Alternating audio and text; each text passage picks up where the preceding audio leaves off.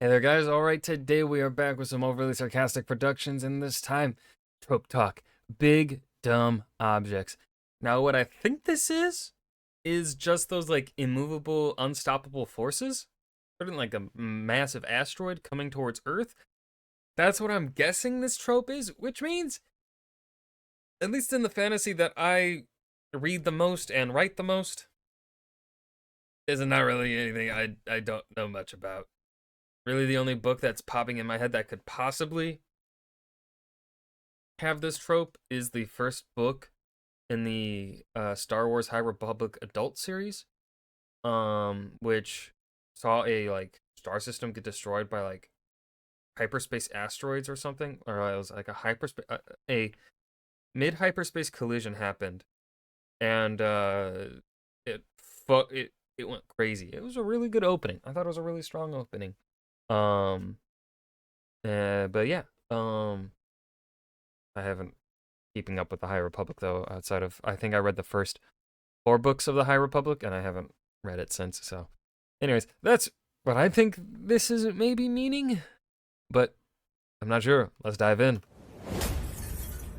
The dream of an explorer is in some ways paradoxical. A lone adventurer carves a path through the great unknown and unearths from the firmament some fascinating prize, a lost civilization or an ancient temple or some other great work of history that they get the privilege of venturing deeper into than any previous explorers before them. The paradox isn't immediately obvious if you're used to this kind of story, as most of us are, but it becomes kind of blatant from an even slightly external perspective that doesn't assume we're automatically on the side of the explorer. Because if the cool parts about being an explorer is that you're unearthing unknown wonders in uncharted lands, it gets a little awkward when the thing you find was built by people who were there first and frequently are there still. Like, do they just not count? And the short answer is, in stories of this genre, yeah, they don't count. The people who made and often inhabit or guard the thing the explorer has discovered exist mostly because the narrative needs them to in order to justify something for the important person to find worth exploring in the first place. The most Stemming from colonialism. Yay. narratively exciting stories of exploration happen in places with stories of their own. Stories of their construction, their abandonment, their enduring protections the explorer has to navigate around. For something's exploration to make a good story, someone else has to have gotten there first and made it that way. Which, of course, means the explorer isn't discovering shit, except in the sense that one might discover a great little coffee shop in their neighborhood. Someone already knows it's there. The builders deserve way more credit than the schmuck who stubbed their toe on the doorframe and decided that meant they get to put their name on the map. This fun little contradiction is incredibly deeply rooted in both the real history of colonialism and the fictional space of I said that. action-adventure stories. For the easiest example in comparatively recent history, we can take the popular phrase, Columbus discovered America, and shake out all the other compelling inaccuracies to point out that when Columbus arrived, there were already several million people who knew the Americas existed because they lived there. They just get treated like their existence is an inconvenience in the way of a cool, heroic adventurer story. The narrative structure automatically primes us to assume that the explorer is the most important person whose experiences are thus. Well, that wasn't how it was when I went to school. Now, because I did take higher level of history classes when I was there, and I went to school in a very white district. Like, I'm talking 95% plus white. All teachers, white. Old white people. Now, of course, my history teachers, two of the three that I had in high school were incredibly intelligent people. The third one, I don't really remember much. I didn't really care for his teaching style, so I didn't really pay much attention in his classes. But actually, I'm not sure if one of them he's of Indian descent, but I don't know if he's like mixed or if he's wholly Indian. I can't remember actually. So maybe not entirely to say they were all white. I may have had one non-white. But my first teacher, the one where I took like an honors class and then an AP class with, one of the most intelligent people I've ever met. She was so fucking crazy smart. But when we reach these topics, right, we did talk about how, like this was not romanticized in At least from what I remember, it was not romanticized. Now, of course, I understand that my experience is not probably the norm in the United States, especially in certain parts down south. But, at least I can say, in my respect, I was taught well. The ones that matter. But there's a reason this heroic explorer narrative gets so sanitized and lionized. So, like, every time, right? That's what, like, now, of course, there are aspects in which I've seen people of color talk about the education of certain topics in history, like online and stuff, and how the American general ed programs tend to discuss them. And I have been like, oh, yeah, my high school did do that. Damn, that sucks. But like, there are also a great many where people talk about it and I'll be like, my teachers didn't do that. They did the good thing, and makes me proud. Makes me proud of my teachers from 10 years ago now. Oh, I'm getting old. Even though the historical context of it is so overtly full of human rights violations, it made even the government responsible for the Spanish Inquisition go, dude. That's fucked up. It's because the story of an explorer venturing out into the great unknown and finding something with a story is a lot more interesting than them venturing out into the great unknown and finding more great unknown. The story is more interesting if the explorer is rewarded with a puzzle or a mystery or both. But that means, for the purposes of narrative smoothness, the people who actually did the puzzle building get glossed over or villainized or otherwise discounted, because if the story treats them like people, the explorer's adventure stops being exceptional. They're just a trespasser who thinks it's very impressive that they managed to trip and fall into somebody's house. We love Indiana Jones around the— I think I kind of disagree. Now, maybe it's because of the way in which the modern media has been tackling this. Now, the way in which I think this can work really well, if you want to avoid perhaps the falling into the colonial trope of it, is kind of have the ancient people be dead entirely, like have no one there, right? And have the means in which with which they disappeared not be through like a fault of theirs, right? Like don't have the disappearance of their society be tied to like necessarily a mistake that they had made, unless of course that mistake that they made is perhaps um a tragic flaw in a good way, right? Like in the regard, now this is just me spitballing here off the top of my head, all right? So take these words with this advice with caution. Um, but this is generally how I kind of would enjoy it to be done. Like take Percy Jackson's tragic flaw of loyalty to friends. Perhaps it was an ancient group of people who societally and culturally speaking were more trusting of outsiders, and it was outsiders that brought an end to their civilization. And if you want us to side with the person that is doing the exploring of this ancient and lost civilization in this ancient and lost monument that has been refound, you could have the person doing the discovering, um, you know, depending upon the conflict and the wider plot. Like, let's say, um, we're dealing with a similar situation as the Mass Effect series, where there is an outside alien threat or something, and so, protagonist here is trying to find some means of fighting back, so he's looking for information. Um, and so what he sees here is these group of people who dealt with perhaps this threatening ancient civilization that has now come back to threaten the modern people, right? Don't talk down to what brought them down, right?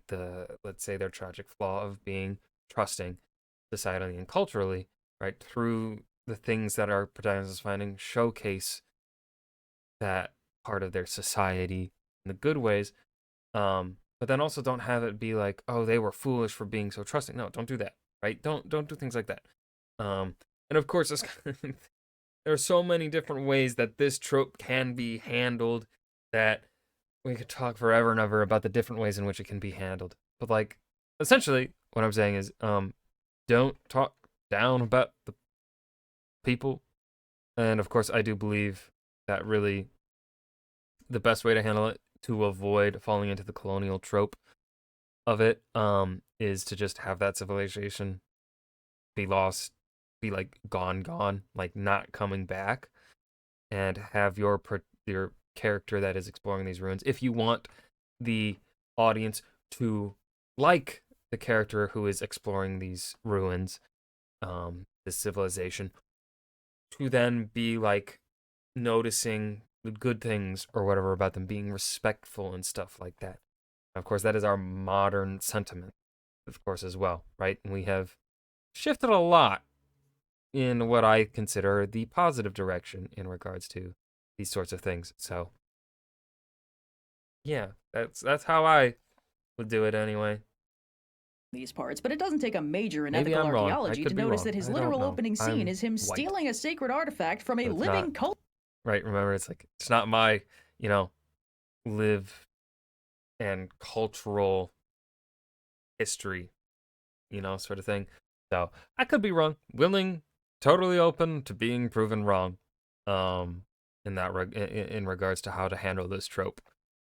Culture desperate to stop him so he can put it in a museum thousands of miles away from the people it belongs to. It's a great scene introducing a great character, but by the tropes, it's also a bit of a relic that belongs in a museum. But for all the smack I talk, I love a good explorer. Stories where lone heroes set out on perilous journeys to unfog the map are super fun, and whether they find ancient ruins, living cultures, or nightmarish death traps full of eldritch horrors, it's the discovery that makes it so interesting to me. My favorite way to play any open world video game is to pick a direction and go, and just let the winds of adventure take me where they will, which is tremendously rewarding in games like Skyrim and Breath of the Wild that are intentionally crafted by game designers to populate the world with a wide variety of things to explore, but is very unrewarding in games like Minecraft, where you can explore forever and all you'll find is randomly generated temples and villages dotted over a million miles of empty biomes. Yeah. There's no story to explore there because it hasn't been given one. Plenty of writers have wanted to write explorer stories without having to deal with the people who made the thing their hero is exploring. And while some writers will accomplish this by just straight up ignoring them and treating them as faceless obstacles for the only real person in the story to indiscriminately mow down, the sci-fi writers of the 20th century developed some other strategies for giving the explorers something nice and morally uncomplicated to sink their teeth into. After all, if That's what I was talking about. I think she's going in the direction that I was literally just yapping about. Let's see. you just want to focus on exploring a thing, you don't need to worry about the personhood of the thing makers if they don't show up in the story. If they're all long dead and the thing they made is deserted, almost all of the dubious implications go away. And even if they're not all dead, as long as they aren't around in the thing when the explorers arrive, the effect is the same. Typically, the only way for this to happen on Earth is for the thing makers to have left the thing en masse long before the story begins. But science fiction presents an alternative methodology. The makers don't have to leave if the thing can leave on its own. With the mobility available in outer space, exploration-worthy things can just sail out of the black, sent on their long voyages by civilizations distant in both space and time, entering the story as giant, enticing space plot hooks for our explorers to venture into and unravel the mystery. Now, of course, she is very heavily focusing on the trope itself, and in regards to servicing the plot. I do now maybe we still got a lot of time left in the video, right? 15 minutes on the original here. But I think she's leaving out the character aspect of it, and because really it is the POV character that really determines the audience's emotional reaction. And of course, this is dependent, right? You could be crafting a POV character that you are meant to not like, and so when they do something you are meant to disagree with what they had done. That is possible, right? But in general, when we are in a POV character, we tend to agree and side with that POV character. They tend to be the lens with the they are who we are connecting the most to. They are who we end up liking. And so, like I was saying, have the POV character, the character we are exploring the ruins, the civilization with, the big dumb object with, be a good, respectful person and showcasing like certain elements, like putting a reverence to it is a good and I think subtle way of the author also showing respect to a trope that has had a, by modern standards, a problematic past.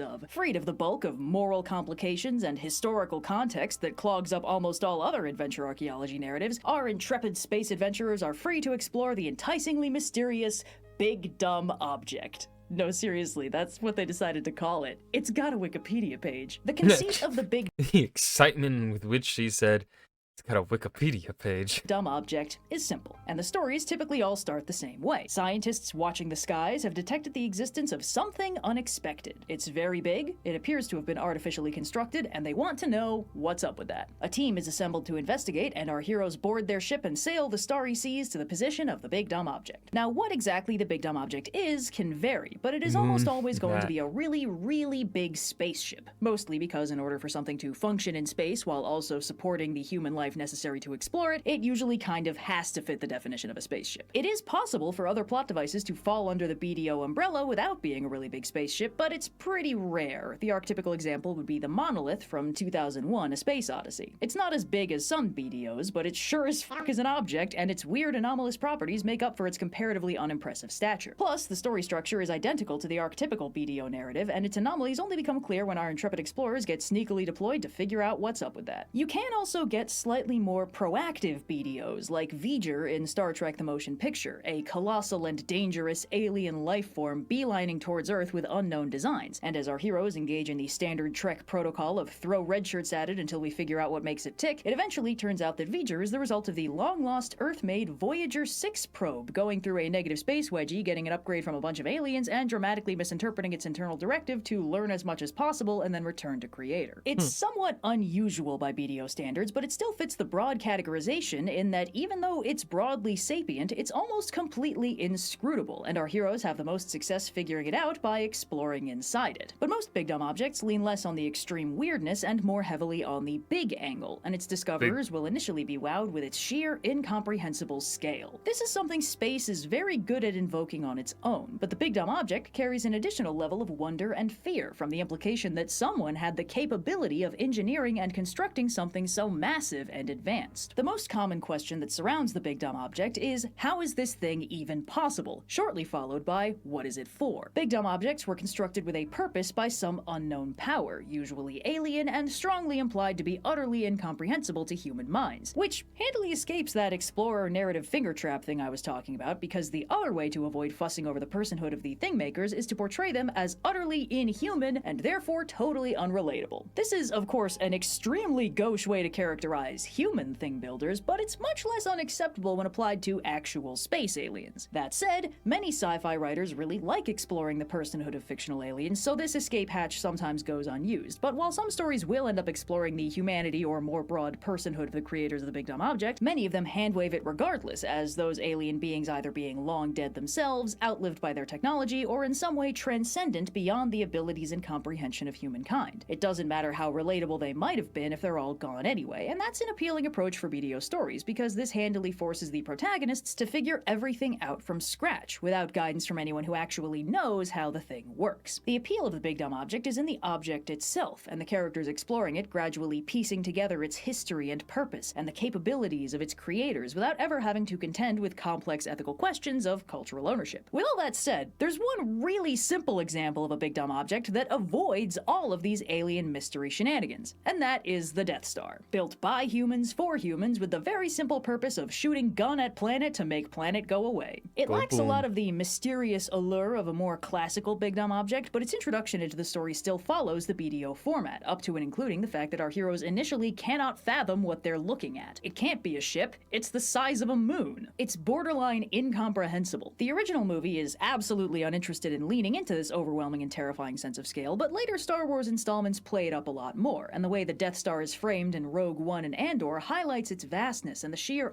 which is why it's the GOAT, baby. That's why it's number one. God, I fucking love Rogue One and Andor. Oh, God. Oh. Can't wait for Andor Season 2. Literally, it is the only thing.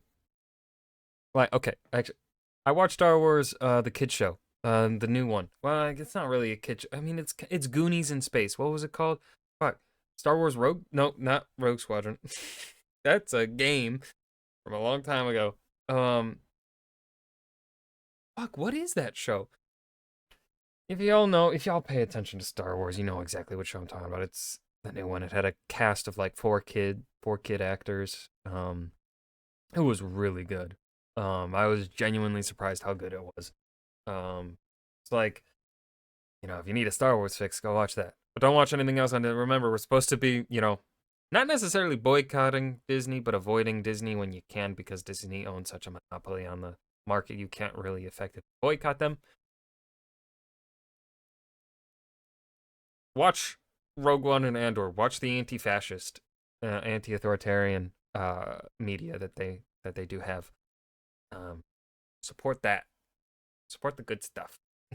Thinkable amount of time and resources and lives it took to build. In this case, the magnitude of the big dumb object is used as a direct representation of the magnitude of the Empire's callous, like the fact and the use of the Star Destroyer here to showcase the size both of the city Jeddah, which I think was right, that's Jeddah City or something, and the scale of the Star Destroyer, right? So good at establishing sense of scale there. Big dumb object is used as a direct representation. Like the close-up right where we saw the TIE fighters, and now we're zoomed out and we can barely see the TIE fighters, but the Star Destroyer is completely dwarfing the city, or is it like it's about the same size?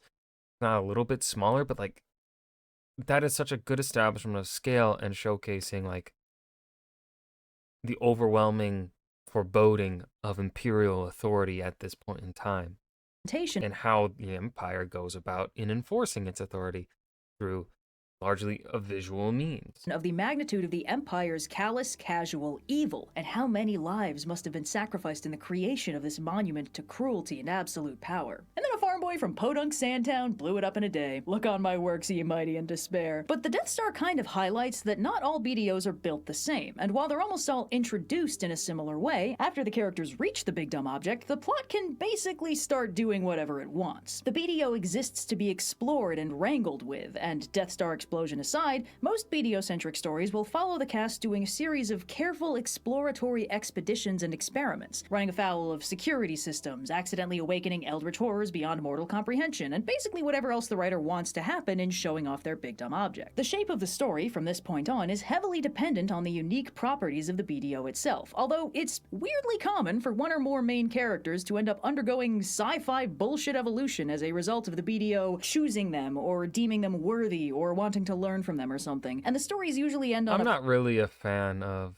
the of that sci-fi trope. The transcendence trope. I've never been really too much of a fan of it. I think it largely goes against my view on humanity and really perhaps our purpose in the universe, if we want to talk all philosophical like that. Pretty open note, allowing for further exploration and revelations about the original builders of the BDO in 1 to 4 sequel novels later on. Yeah, if you guys think I explain too much, try the hard sci-fi world builders of the 60s to 80s. They'd write whole sequels because somebody pointed out that they got their orbital mechanics wrong. While some BDOs are wholly alien, with the mystery of the story grounded in the question of what possible purpose they could serve, the root of most big dumb object designs comes from the space of theoretical megastructures, a kind of speculative design exercise that asks some variant of the question, if I had infinite resources and infinite time, what kind of crazy shit could I build? Because frankly, many BDO stories really only exist as the paper-thin justification around a really cool world-building idea the writer had that they wanted to share with everyone. Because, hey guys, let me tell you about my spaceship idea is a pretty hard sell, but hey guys, want to read my book about a fun cast of characters exploring my cool spaceship idea is a much more accessible point of entry. A lot of these BDO designs were initially conceived of as hypothetical solutions to anxieties that were very pressing in the post-World War II world, like the looming threat of energy crisis that motivated the current shift towards renewable energies. How could the fossil fuel-burning visionaries of the 1960s hope to reach the furthest stars before they ran out of dinosaur juice, or cooked the planet?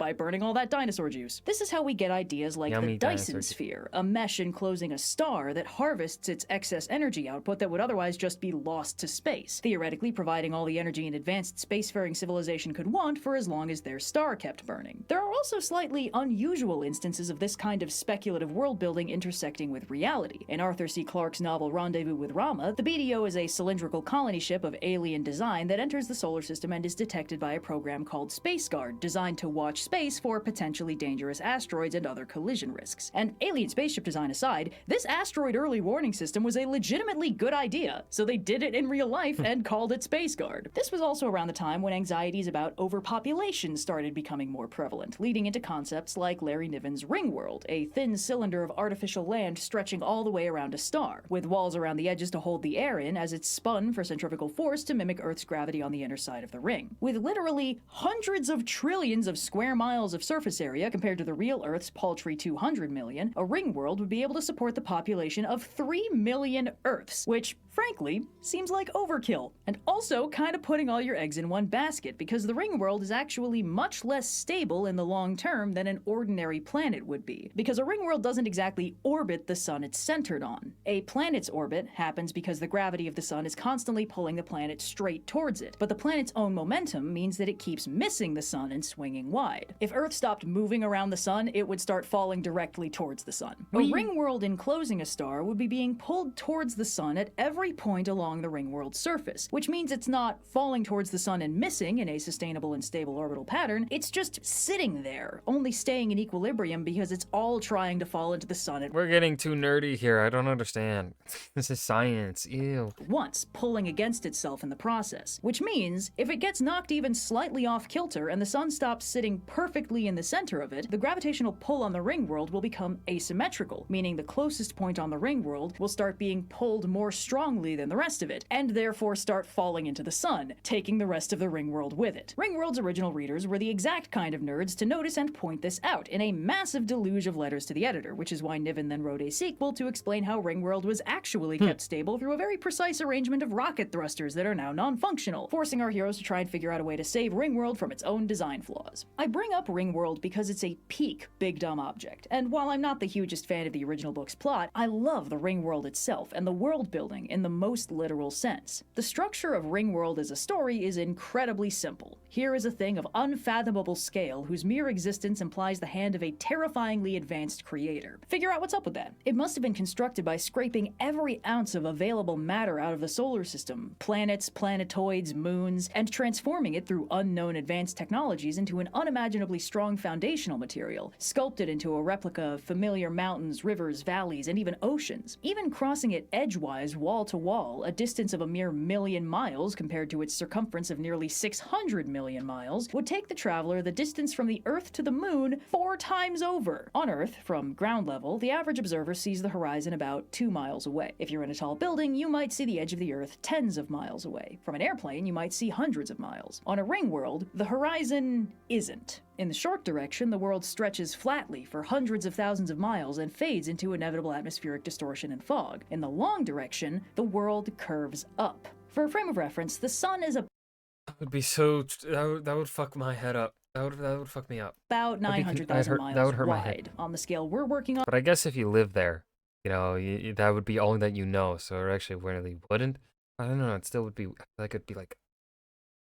It'd still be weird. that's about as wide as the ring world's 1 million miles. If you stood on the ring world and looked up, the points on its surface that were as far away from you as the sun overhead would appear about the same width as the sun in the sky. If you could block out the sun and see the curve of the ring world behind it, it would be about half the thickness of the sun in front of it. But that's still big. That's bigger than any planet we can see in the night sky. The scale of the ring world would never be out of view. There is no direction you could look where you wouldn't be aware of it. See, this is why I love big dumb objects. This is why the concept of the ring My world head holds a hurts. special place in my heart. Something to explore whose mere existence transcends the scope and scale of anything that could be found on Earth. But even then, The book is mostly about how Ringworld is a whole lot of empty. There's people who live there, but spread thinly over trillions of square miles means mostly there's nothing to do but drive. Once they get past the wonder and amazement at the mere existence of Ringworld, the monotony of its actual function sets in. The one part of Ringworld that initially appeals to the explorer protagonist is an unimaginably tall mountain they crash land near, whose summit reaches higher than the walls keeping the atmosphere in. He muses that any civilization that would intentionally build an unscalable Mount Everest must be the kind of adventurers and challenge seekers he'd have gotten along great with, although later it turns out that the mountain was unplanned and caused by a massive meteor impact on the outside of the ring, which means these Ringworld engineers weren't actually interested in encouraging the indomitable human spirit of challenge seeking. The joy of exploration is still rooted in there being something interesting to find, and in many of these stories there's a palpable sense of disappointment that the big dumb object can't give them more. But that's only in the stories that don't lean into the wonder of it all. One of the great strengths of the big dumb object as a trope is that it gives us another angle on the vastness of space, and arguably it's a much more optimistic one. It's easy to play space for horror, and many BDO stories do. It's kind of like how the enormity of a shipwreck or a beached whale reminds you of the even more unfathomable enormity of the ocean that swallowed or spawned it. When a big dumb object comes sailing out of the black, ancient beyond measure and vaster than stars, it reminds us that the big dumb object is still an insignificant speck by the metric of the void. But at the same time, the BDO embodies another facet of the genre, that somebody built it. Somebody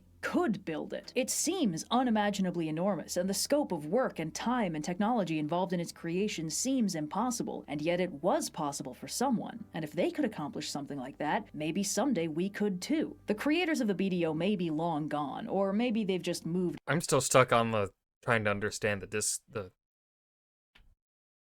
Discworld. That's a different series. Ringworld, there we go.